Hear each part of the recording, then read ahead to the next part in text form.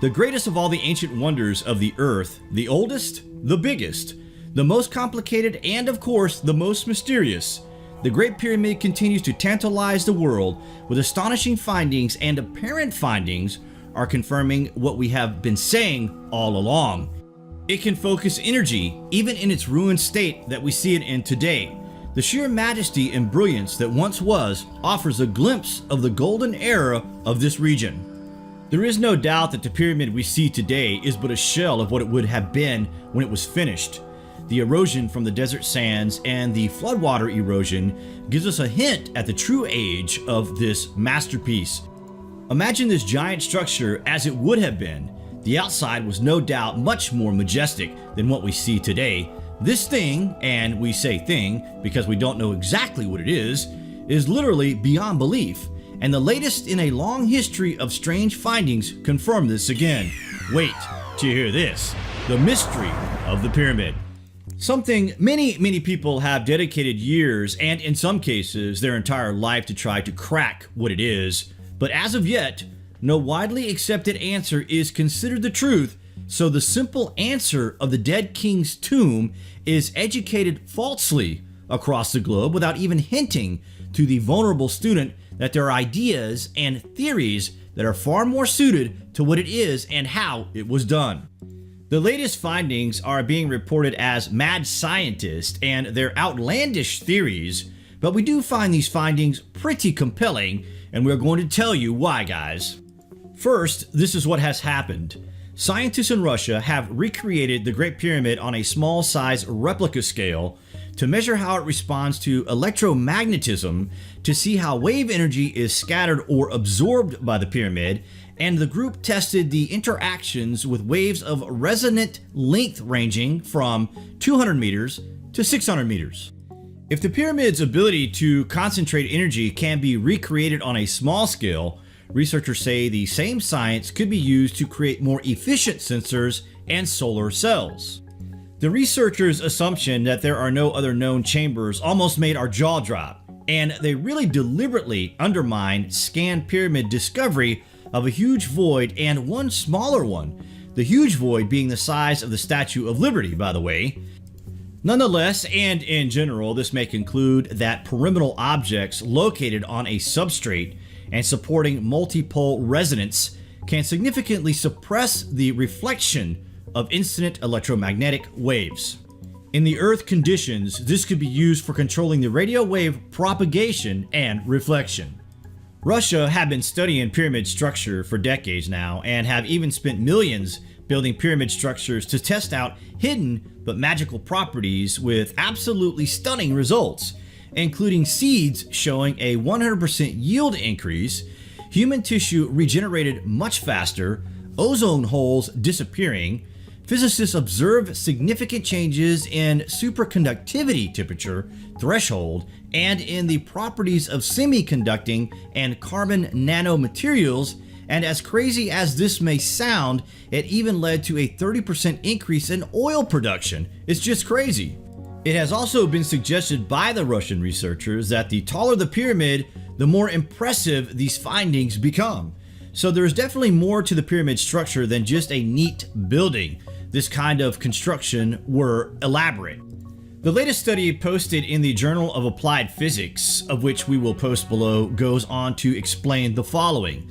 This method is widely used in physics to study the interaction between a complex object and electromagnetic field. The object scattering the field is replaced by a set of simpler sources of radiation multipoles. The collection of multipole radiation coincides with the field scattering by an entire object. Therefore, knowing the type of each multipole, it is possible to predict and explain the distribution and configuration of the scattered fields in the whole system. The building material, with the properties of an ordinary limestone, is evenly distributed in and out of the pyramid. With these assumptions made, we obtain interesting results that can find important practical applications. So to sum up, electromagnetic energy, which includes radio waves, microwaves, and visible light, basically occurs due to synchronized oscillations of electronic and magnetic fields. The radiation propagates through space and time and is available all around us. but it in the form of sunlight or the waves used by home radios and Wi-Fi to transmit data. Calculations show that in the resonant state, the pyramid can concentrate electromagnetic energy in the pyramid's internal chambers as well as under its base. Basically, it could help researchers develop sensor and solar cells based on the pyramid's shape using nanoparticles for future technologies.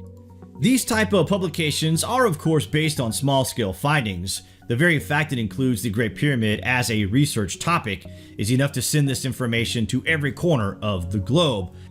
But we suspect most people won't even understand what has been discovered. Significant? Who knows? As for Imhotep, that's the guy whose name means "I come in peace," the governor to King Djoser. He showed up into the life of the king out of nowhere and then ascended into position so quickly, which is more than enough to raise an eyebrow or two, especially by ancient Egyptian standards. In Egyptian history, you can normally trace every position back to their parents, but Imhotep does not seem to have any family history. There is no trace of this mysterious man.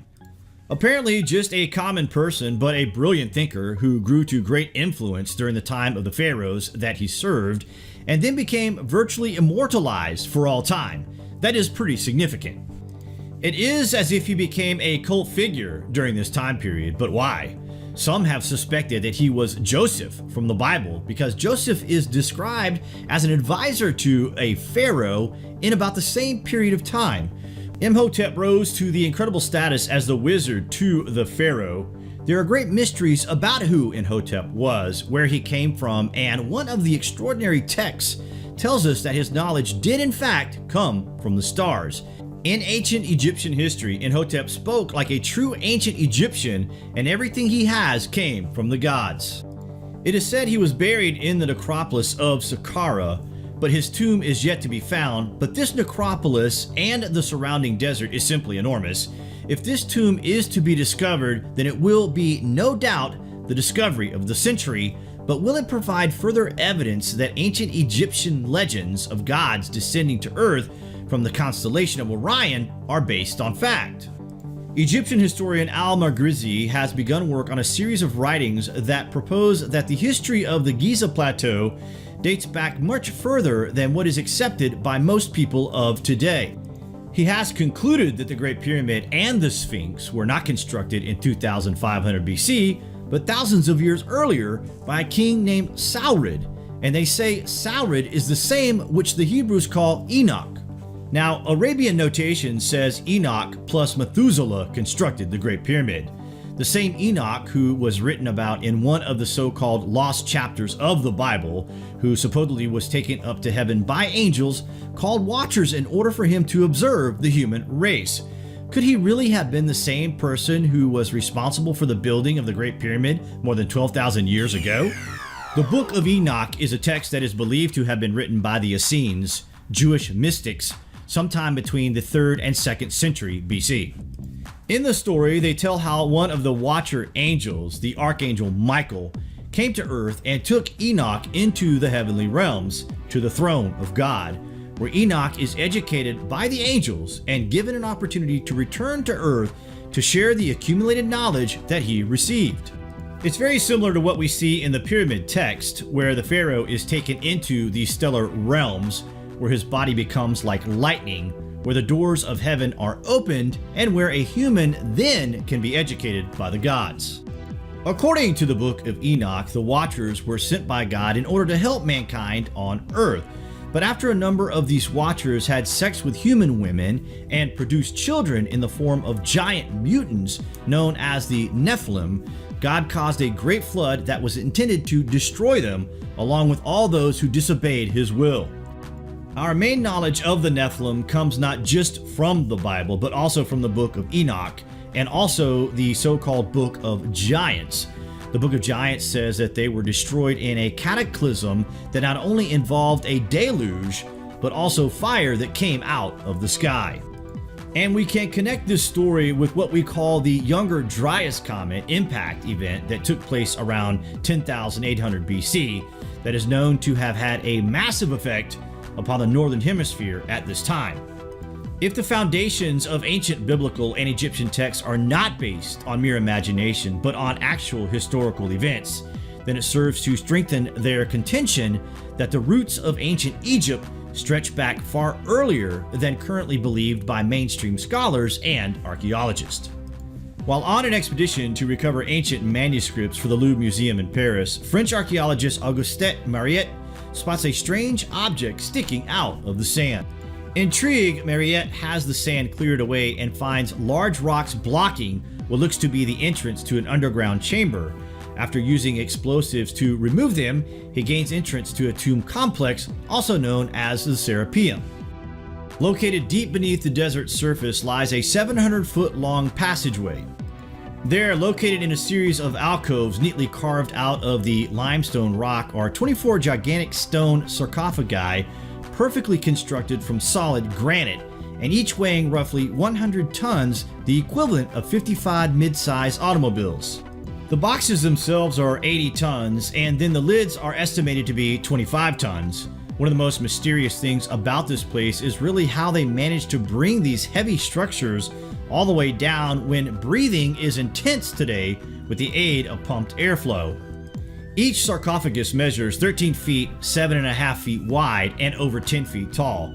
But just how the ancient Egyptians managed to transport these massive granite boxes remains unknown, as does their original intended purpose. It shouldn't be beyond our comprehension to understand these ancient places, but the fact is that we can't come up with a logical answer without incorporating ancient Egyptian history from the Golden Period and earlier to be actual records of actual historical events. We have so much left to rediscover in a world that is still recovering from the ancient cataclysm.